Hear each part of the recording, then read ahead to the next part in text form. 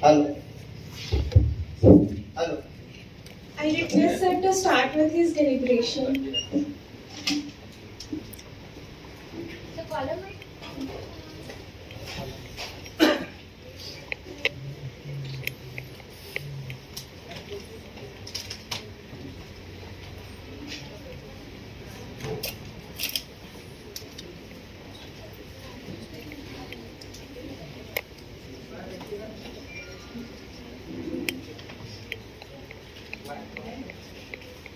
Everybody, today we are having one workshop on supercritical fluid extraction and spray dryer. So, as madam said to me that you have to give some presentation before the workshop, so I am going to give you some knowledge, about supercritical fluid extraction, because this machine we are having by the grant of DST Feast. So, as you know, how many of you know about supercritical techniques, supercritical fluid techniques? Have you ever heard or have you ever seen this particular machine? What is?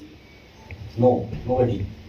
But I think you have studied in your theory classes or in your theory knowledge, right? Supercritical. Basically, this machine is designed to get a particular amount of phytoconstituents in a shorter time without wasting, or without, I should say, demolishing the basic properties of a drug. Because as we know, there are different techniques of extraction like percolation, hot extraction, soft plate apparatus, etc. etc. But most of the time what happens, many kinds of phytopharmaceuticals are not obtained in our extracts. Although we said कि हमारा extract तो complete हो गया, but most of the time वो extract हमारे, वो फाइटोकॉन्स्टिट्यूएंट हमारे extract में नहीं आते. Second thing, these conventional techniques are very time consuming, but by this particular machine we can obtain our extract in original form with all the ingredients in a very short time without loss or without change of any property, right? Second, Gunjan. Next. So these are the content. Next, please. So supercritical fluids are increasingly replacing the organic solvents that are used in industrial purification and recrystallization operations. This particular machine, basically it consists of two types of pumps. One pump is carbon dioxide or CO2 pump, and second one is the solvent pump.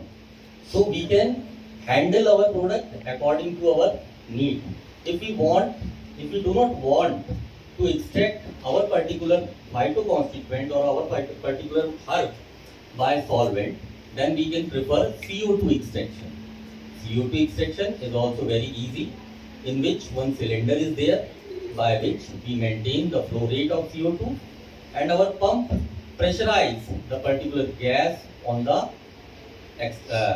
drug, and on the consequence of this, our extract comes out with crystallized form, and some freezing nature of the extract is there. So after some time, when this crystallized, freeze ice-like structures are evaporated, then we get our particular extract. I will show you later on the second half. SEF-based processes has helped to eliminate the use of hexane and methylene chloride as solvents, with increasing scrutiny of solvent residues in pharmaceuticals and medical products. This is another important question. हमारे साथ क्या होता है कि जब हम normal extraction करते हैं तो कई बार उसमें बहुत सारे रेसिड्यूज आ जाते हैं. जब हम बायोफार्मास्यूटिकल्स की बात करते हैं तो वो एक्सट्रैक्ट हमारे किसी भी काम में नहीं आते. हम नॉर्मली टेस्ट कर सकते हैं, इन विट्रो एनिमल्स में टेस्ट कर सकते हैं, इन विट्रो टेक्निक्स में लगा सकते हैं, बट हम डायरेक्ट ड्रग की तरफ जब जाते हैं, हमें direct drug banana. For example, जैसे मैं आपको दिखाऊंगा, आज कर्क्यूमिन लिया है, क्या लिया है, कर्क्यूमा लौंगा है ना. कर्क्यूमा लौंगा से हमें कर्क्यूमिन को एक्सट्रैक्ट करना है. कर्क्यूमिन आप जानते हैं डायरेक्ट एज ए ड्रग है वो. तो अगर हम उसमें सॉल्वेंट रेसिड्यूज रह जाएंगे तो हम उसको इमीडिएट यूज नहीं कर पाएंगे ना. हम उसे सेपरेट आउट करेंगे फर्स्ट ऑफ ऑल, उस रेसिड्यू को हटाएंगे, बट इस केस में क्या होता है कि चूंकि CO2 से निकलती हैं चीजें, तो गैस क्या है, गैस आएगी, स्टेक्ट आउट करेगी और फिर इवोपरेट हो जाएगी, है ना। तो हमें जो चीज मिलेगी वो क्या मिलेगी, purest form of the phytopharmaceuticals. Least chances हैं, होता है इसमें भी, बट बहुत ही लीस्ट चांसेस में जब आपका एक्सट्रैक्ट बहुत स्टिकी है, उस केस में ऐसा होता है कि गैस कई बार इंट्रैप कर जाती है उसमें। तो हम उसको भी चेक कर सकते हैं। उसको चेक करने की क्या मेथड्स हैं, हम नॉर्मली उसको एक बीकर में डिसॉल्व करेंगे या सोनिकेटर में रखेंगे, बबलिंग करेंगे। बबलिंग के थ्रू क्या होगा, थ्रू सोनिकेशन पूरी की पूरी गैस बाहर आ जाएगी उसमें, और जो चीज मिलेगी वो हमें प्योरेस्ट फॉर्म में मिलेगी। Is that clear to everybody? हाँ या ना? Yes sir. समझ में आना चाहिए ना बताने की पहले। नेक्स्ट एडवांटेज मैंने बता दिया, चलो नेक्स्ट चलो। Super critical fluid, the critical points mark the end of the vapour liquid coexistence curve. A fluid is termed supercritical when the temperature and the pressure are higher than the corresponding critical values। ये तो phenomena होता है इसका, ये तो basic principle होता है कि जब आप हायर टेम्परेचर से बिल्कुल चिलिंग की तरफ जाते हैं और सुपर क्रिटिकल लिमिट को क्रॉस करते हैं, और जो चीज़ आपको मिलती है वो सुपर क्रिटिकल चीज़ कहलाती है या सुपर क्रिटिकल एक्सट्रैक्ट कहलाता है। Above the critical temperature, there is no phase transition in that the fluid cannot undergo a transition to a liquid phase regardless of the applied pressure। How many of you have seen, क्या है अपने पास वो नीचे लाइफलाइजर, लाइफलाइजर आपने किया, बहुत सारे लोगों ने देखा है। हाँ, तो लाइफलाइजेशन में क्या होता है, नेक्स्ट क्या होता है बताइए मोनिका।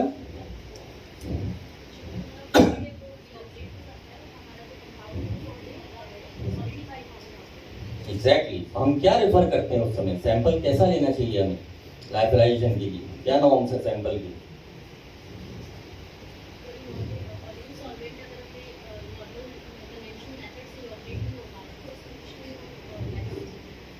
नहीं, मैं ये पूछ रहा हूँ आपसे कि आप सॉल्वेंट एग्जैक्टली क्या बोलते हैं लेने को, आपके गाइड या दूसरे लोग क्या बोलते हैं, किस फॉर्म में सॉल्वेंट होना चाहिए जो बेटर देगा, फास्ट रिजल्ट देगा? एक्वस, पूरा एक्वस बताएं आप लोग। जब थोड़ा सेमी सॉलिड होगा तब अच्छे देगा ना, फास्ट देगा ना रिजल्ट, आया ना? हाँ, नेक्स्ट, तो सेमी सॉलिड क्यों लेते हैं हम, क्योंकि वो एक लिक्विड की जो ट्रांजिशन की स्टेट है उसको वो क्रॉस कर जाए। जितना ज्यादा लिक्विड रहेगा वहां पे क्या होगा, उतना टाइम ज्यादा रहेगा, टाइम कंज्यूमिंग रहेगा वहां पे, तो हमारी सुपर क्रिटिकल वैल्यूज बढ़ती चली जाएंगी। बट हमें यहाँ पे क्या करना है, इस मशीन में, in that particular machine you can put a solid samples. First of all we use to start chiller, मैं दिखाऊंगा आपको। चिलर अभी स्टार्ट करा देना, चिलर विल टेक टाइम, बोल दो, है ना, 4-3 घंटे लगेंगे। और चिलर उसको ले जाएगा -100 डिग्री के आसपास। उसके बाद हम नॉर्मली CO2 पंप को स्टार्ट करते हैं, सिलेंडर को, गैस पास होती है और एक पतली सी कपड़े की पोटली में, या हम वहाँ पे मुस्लिन क्लॉथ ले लें या एक फिल्टर्ड हम ऐसा जैकेट बना लें उसका, उसमें हम ड्रग्स को पुट करें और उसको रखते हैं, और गैस बहुत हाई प्रेशर से वहाँ पे आती है और उस हाई प्रेशर से एक्सट्रैक्शन स्टार्ट होता है। So within 1.5 hour you will get your extract in freeze position. और जैसे ही वो फ्रीजिंग होगी, फ्रीजिंग खत्म होगी, जो चीज आपको मिली वो आपका एक्सट्रैक्ट है। Is that clear to everybody? This is all about what I am asking, supercritical values and supercritical points. Next, Gunjan, is it defined as a non-compressible and high-density fluid? The temperature and pressures are higher than the critical temperatures and critical pressures. SEF has high thermal motions and it is possible to change the density widely from low like a gas to high like a liquid. Therefore, many properties whose function is expressed by density can be controlled. In different cases, when you are taking a very what I should say mucilaginous things, जब आप बहुत mucilaginous things लेते हैं, like raisins आपने लिया कि sir मुझे raisins से कुछ निकालना है, तो नेचुरली रेजिन्स को हम 2 मेथड से निकाल सकते हैं। उस केस में, रेजिन के केस में कार्बन डाइऑक्साइड एक्सट्रैक्शन है तो कंपैटिबल तो होगा, बट बहुत सक्सेसफुल नहीं होगा वहां पे। तो वहां पे हमें कहाँ जाना पड़ेगा, सॉल्वेंट एक्सट्रैक्शन की तरफ जाना पड़ेगा। सॉल्वेंट एक्सट्रैक्शन की तरफ क्यों? क्योंकि जब हम कंटिन्यूअस सॉल्वेंट एक्सट्रैक्शन करेंगे तो आपने पढ़ा है, आशीष सर बताएंगे, है ना, एक्सट्रैक्शन में क्या क्या प्रोटोकॉल होता है, कहां से कहां चलते हैं हम, पोलैरिटी के इंडेक्स में non polar to polar, non polar to polar. तो जब रेजिस्टेंस मटेरियल होगा तो उसमें क्या होंगे, फैट और लिपिड कंटेंट ज्यादा होंगे। तो हम सबसे पहले हेक्सेन की एक साइकिल चलाएंगे या पेट्रोलियम ईथर की, फिर हम मीडियोकर सॉल्वेंट्स में आएंगे और फिर हाई पोलैरिटी की तरफ जाएंगे। Is that clear? तो हम उस केस में करते हैं। हाँ, अब यहाँ पर एक देखने वाली चीज क्या है, अगर आपको ये पता है कि आपने जब फॉक्सलेट एक्सट्रैक्शन इससे किया था, मीथेनॉल, इथेनॉल या सपोज एसीटोन से किया था, जो हाई पोलैरिटी इंडेक्स की तरफ थे, या वाटर है, फाइनली वाटर में नॉर्मली रेजिनस कंपाउंड से फाइटोकॉन्स्टिट्यूएंट निकालना बहुत टफ है ना, ऑल्दो वो डिसॉल्व हो जाते हैं बट एक्सट्रैक्ट आउट करना टफ होता है। तब हम क्या करेंगे, हमने ये पूरी साइकिल चलाई है वहां पे, और फाइनली जब हमको ये पता चला कि एक्स्ट्रा फाइटो फार्मास्यूटिकल्स हमारे इस पर्टिकुलर चीज में आएंगे, क्योंकि हेक्सेन क्या करेगा, सबसे पहले ड्रग के ऊपर की लेयर क्या है, लिपिड्स या वैक्स, तो हेक्सेन उसको डिसॉल्व करेगा ना कि ड्रग को लेकर आएगा। सेकेंड लेयर में क्या होगा, हम जब मीथेनॉल या दूसरी चीजें चलाएंगे तो वो उसके ऊपर जो एपिडर्मिस के नीचे, सपोज आपने कोई एक टहनी ली है या एक कोई पार्ट लिया है, तो वो डिफरेंट टाइप्स के लेयर्स में रहेगा ना, तो फाइटोकॉन्स्टिट्यूएंट तो अंदर की तरफ है। तो हमारा जो मेन सॉल्वेंट रहता है वो क्या करता है, अंदर से पेनिट्रेट करके लाता है ना ड्रग को। तो हमने क्या किया, पहले एक साइकिल चलाई इसकी सॉल्वेंट पंप की। सॉल्वेंट पंप में हमने 3 एक्सट्रैक्शन किए, hexane, fat ether, methanol, whatever you want, आपने उससे निकाले, वो डिफरेंट 3 एक्सट्रैक्ट आ गए आपने, and you have tested all that, but you are not confirm, sure नहीं है आपकी क्या है एग्जैक्टली उसके अंदर। Then you have selected the particular extract of आपका क्या, जो इथेनॉल या मीथेनॉल एक्सट्रैक्ट था, and you put that thing on the CO2 extractor. CO2 extractor में आपने डाला और फिर उससे फाइनल एक्सट्रैक्शन किया, and then when you have compared these all extracts, 5 kind of extracts, then you will get your phytoconstituent. Is that clear to everybody? Next method क्या है इसके अलावा, after getting the extract from supercritical fluid extraction, you can do simply the TLC. First of all, TLC लिया आपने. Second, if you are having HPLC, then you can go for HPLC. Before HPLC, you can get the values by the UV. आप UV से भी check कर सकते हैं उसका lambda max, and you can compare with IP, BP and USP and get it कि मेरा drug जो है इस lambda max के करीब है, तो UV अगर इसको कर रहा है तो ये प्रिलिमिनरी टेस्ट हो गया, एंड मैंने उसका मार्कर उठाया और फिर HPLC में एक्सट्रैक्ट आउट, HPLC में इंजेक्ट किया, और HPLC अगर मुझे सेम पीक दे रहा है उसी lambda max पे, तो it is a confirmatory test कि मैंने जो सुपरक्रिटिकल फूड एक्सट्रैक्शन से एक्सट्रैक्ट निकाला था वो एक्सट्रैक्ट यही है। Is that clear? This is the marker compound. Marker तो सब जानते हैं ना, marker of 2 types basically, chemical markers and biological markers. तो हम केमिकल मार्कर्स की बेसिकली बात करते हैं फाइटोकॉन्स्टिट्यूएंट्स में। अगर यही फाइटोकॉन्स्टिट्यूएंट बायोलॉजिकली इन विट्रो अगर हमारे चूहे पे, गिनी पिग पे उस पे रिजल्ट देने लगेंगे तो हम बोलेंगे वो हमारे बायोलॉजिकल मार्कर्स हैं। जो बड़े बड़े मेडिकल साइंस में हमारे ब्लड से जो निकालते हैं तो वो क्या करते हैं, वो मार्कर टेस्ट ही तो करते हैं। आपने सुना होगा ना, आजकल किसी को अटैक आता है तो पहले क्या होता था, ECG निकालते थे, उसके डिफरेंट टेस्ट करते थे। आजकल एक बहुत सिंपल सा टेस्ट आ गया, बायोमार्कर टेस्ट। जिस व्यक्ति को अटैक आया है 24 घंटे के अंदर उसका ब्लड निकाला जाता है, और एक मुझे ध्यान नहीं आ रहा अभी वो एंजाइम, वो उसको टेस्ट के लिए लैब में भेजा जाता है। अगर वो एंजाइम सीक्रेट हुआ है तो मतलब वो बताता है कि इस्चेमिक वॉल डैमेज हुई है और उसके थ्रू वो केमिकल निकला, और अगर वो केमिकल निकला मतलब इसको 24 आवर्स पहले अटैक आया है, और वो सिर्फ 24 घंटे की पहले ही टेस्ट किया जाता है, क्योंकि फिर बॉडी अपने आप हीलिंग कर लेती है उस कंडीशन को। Is that clear? Next, carbon dioxide is the most commonly used supercritical fluid. बहुत कॉस्टली भी नहीं होती है, इसलिए हम इसको प्रेफर करते हैं, और सबसे अच्छी बात इसकी ये होती है कि बहुत जल्दी ये एटमॉस्फेयर में चली जाती है, तो ये रेसिडुअल इसकी वैल्यूज बहुत ही कम होती हैं, ऑलमोस्ट लो टॉक्सिक होती है ये, and reactivity and high purity at low cost, है ना, ये भी इसके साथ एक चीज है। और हाई प्रेशर तो बहुत फास्ट बनाती है CO2, इसलिए हम CO2 को प्रेफर करते हैं यहाँ पे। In summary, a supercritical fluid is any substance at a temperature and pressure avoids critical point where distinct liquid and gas phases do not exist. It can diffuse through like a gas and dissolve materials like a liquid. Next. Developments in critical fluid technology.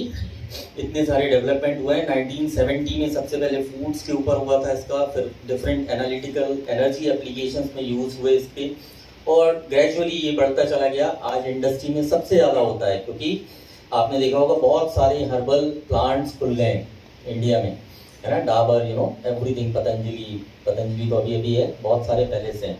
आपने देखा होगा बहुत सारे extract मिलते हैं।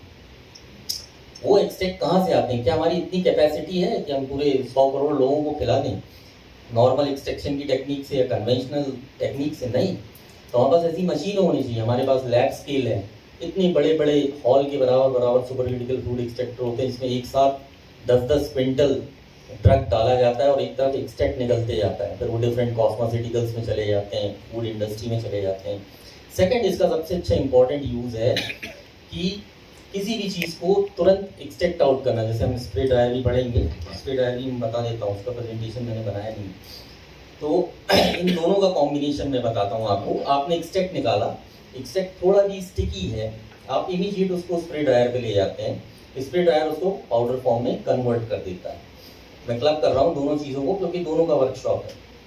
और एक technique क्या है, स्प्रे ड्रायर में आप कोई भी फ्रूट जूस लीजिए, फ्रूट जूस को आपको इमीडिएट पाउडर फॉर्म में करना है। जैसे मिल्क पाउडर आता है बच्चों का, तो milk powder is what? Milk powder is nothing but a milk, condense milk रहता है ना। वो मिल्क को स्प्रे फॉर्म में लाया, तभी तो बच्चों को दिया जाता है, क्योंकि because it is the purest form of milk. Milk को स्प्रे ड्राइंग टेक्निक से कन्वर्ट कर दिया, तो हमारा एक्सट्रैक्ट इधर बना, स्प्रे ड्रायर में हमने लगाया, उसको पाउडर फॉर्म में कन्वर्ट कर दिया। स्प्रे ड्रायर 3 टाइप से एक्ट करेंगे। फर्स्ट ऑफ ऑल, कुछ heavy particles, it will settle down first of all. Second, some fine particles in the second cycle, and third, some nano particles, we can say very fine particles, which will surround under the flask। उसको हम बहुत धीरे धीरे touch कर करके या scrap कर करके हम धीरे धीरे गिराएंगे। और अगर हम एग्जैक्ट वैल्यू उसकी निकालेंगे या हम मेजर करेंगे, आप जीटा साइजर से या किसी भी चीज़ से डिजोल्व करके देख सकते हैं उसको, तो आपको पता चल जाएगा कि ये नैनो रेंज का पार्टिकल है, ये मीडियम रेंज का है और ये हैवी रेंज का पार्टिकल है। तो ये दोनों मशीनें क्लब करते हैं। अगर हम हर्बल की बात करें, तो हर्बल में मैंने जैसे बताया कि स्टिकी मटेरियल आया, इमीडिएटली आपने उसको पाउडर फॉर्म में कन्वर्ट कर लिया, then it is a powder. Is that clear to everybody? Next, ये वही है। नेक्स्ट एडवांटेजेस पे आ जाओ। कब है मैडम इनका? 1 बजे से? हाँ सॉरी, ये बेसिक इंस्ट्रूमेंटेशन है सुपर क्रिटिकल फूड एक्सट्रैक्शन का, मेड मशीन ये है। और नेक्स्ट करना भैया, ये आप देखेंगे इसमें 2 टाइप के पंप लगे हुए हैं, एक CO2 पंप है और एक बहुत सिंपलेस्ट मशीन है, इसमें कोई बहुत कॉम्प्लिकेशन नहीं है, आपको थोड़ा पेशेंस होना चाहिए। एक चिलर लगा हुआ है सेपरेटली, उस चिलर को आपको पहले स्टार्ट करना है 2 to 3 आवर्स। वो चिलिंग जब उसमें कंप्लीट हो जाएगी, चिलर ऑटोमेटिक बंद हो जाता है। Then 2 pumps are there, 1 cylinder is there. You have to put 1 sample on the sample vessel. First of all, we open the sample vessel और वही मुस्लिम क्लॉथ के साथ आपका जो सैंपल है हमने पुट किया, उसको अच्छे से टाइट किया, क्योंकि प्रेशर बहुत आएगा गैस का तो उड़ सकता है। एग्जैक्टली हमने फिर ऑन किया नॉर्मल हमारे सिलेंडर को, और प्रेशर हम एडजस्ट करते हैं 20 to 30 में बताऊंगा आपको, अकॉर्डिंग टू ड्रग कितनी फास्ट चाहिए आपको और कितनी लेट चाहिए। ऐसा भी नहीं है कि मुझे बहुत फास्ट चाहिए, लेकिन आपका ड्रग का जो फाइटो कॉन्स्टिट्यूएंट है वो उतनी जल्दी आएगा नहीं, तो आपके फास्ट करने से कुछ नहीं होगा। तो you have to adjust, optimize कि हमें कितनी देरी में करना है। तो डिफरेंट साइकिल चलाते हैं और फाइनली जब एक लॉट लगाते हैं हम पायलट स्केल अप प्लांट का, आधा किलो का या 250 ग्राम का, जब हम सैंपल उसके अंदर पुट करते हैं, पहले 100, 200 ग्राम्स में करते हैं, देन हम ऑप्टिमाइज कर लेते हैं कि एग्जैक्ट प्रेशर कितना चाहिए और टेम्परेचर कितना चाहिए। ठीक है, तो वो चीज़ हो गई। Simultaneously हमें ये लगता है कि no, we are not getting any phytoconstituent by CO2 extraction, then we can go for the solvent extraction. So there is one pump is also there, solvent pump, उसमें हीटर भी है। नीचे हम हमारा solvent system लगाते हैं, sorry, वो सक करता है, डायरेक्ट ट्रक के पास भेजता है, एक्सट्रैक्शन कंप्लीट होता है, within an hour you will get your extract. Is that clear? So it is very simple machine, not a very complicated machine, but हमें ऑप्टिमाइज करनी पड़ती है चीज़ें। हम ये सोचते हैं मशीन ऐसी है बहुत कॉम्प्लिकेटेड, ऐसा कुछ नहीं होता। हमें ऑप्टिमाइज अगर हम करते हैं तो बहुत स्मूथ रनिंग हो जाती है हर चीज़ की, है ना। हाँ, it is costlier affair because cylinder थोड़ा सा कॉस्टली है, तो उसकी कॉस्ट बढ़ जाती है। या सॉल्वेंट, अगर आपका एसिटोनाइट्राइल है तो नेचुरली वो 7000 पर लीटर का सॉल्वेंट है, तो आपकी कॉस्ट एक्सट्रैक्ट की बढ़ जाएगी। अगर मीथेनॉल है, हेक्सेन है, तो ये इकोनॉमिकल सैंपल्स हैं, इनमें कोई इशू नहीं। क्लियर है यहाँ तक सभी को? Next Gunjan, I think it is over, ये बता चुका procedure. Next advantages can you can see here, solvent in powder similar to liquid organic solvents but with higher diffusivity, low viscosity and lower surface tension। First thing, ये सबसे important है, क्योंकि mostly ये भी जो सैंपल्स निकालते हैं वो non sticky, almost non sticky stage में रहते हैं इसके सैंपल्स, जो हमारे एक्सट्रैक्शन की कन्वेंशनल टेक्निक के साथ संभव नहीं हो पाता है ना। होता है ऐसा, जब हम निकालते हैं, सपोज आपने निकाला हेक्सेन से कोई एक्सट्रैक्ट आउट किया, तो उसमें तो सब लिपिड और वैक्स ही आएगा। अगर आपको सपोज कोई पर्टिकुलर लिपिड चाहिए उसमें से, कि lipid we are using lipid as a drug, है ना, हम शायद उसको डर्मल या किसी भी पर्पस के लिए यूज करें, तो हमें सबसे पहले करना पड़ेगा उस लिपिड को एक्सट्रैक्ट आउट करना पड़ेगा ना, because it is very sticky. Otherwise we have to dry it in the form of powder, then only it will dissolve. But it is very difficult कि लिपिड जो है, लिपिड वाली drug जो है वो वाटर में फुल्ली डिसॉल्व हो जाएगी। हो सकता है ऐसा? नहीं ना। But in that case we can do it by adding modifiers to SEF like methanol to CO2, its polarity can be changed for having more selective separation powders।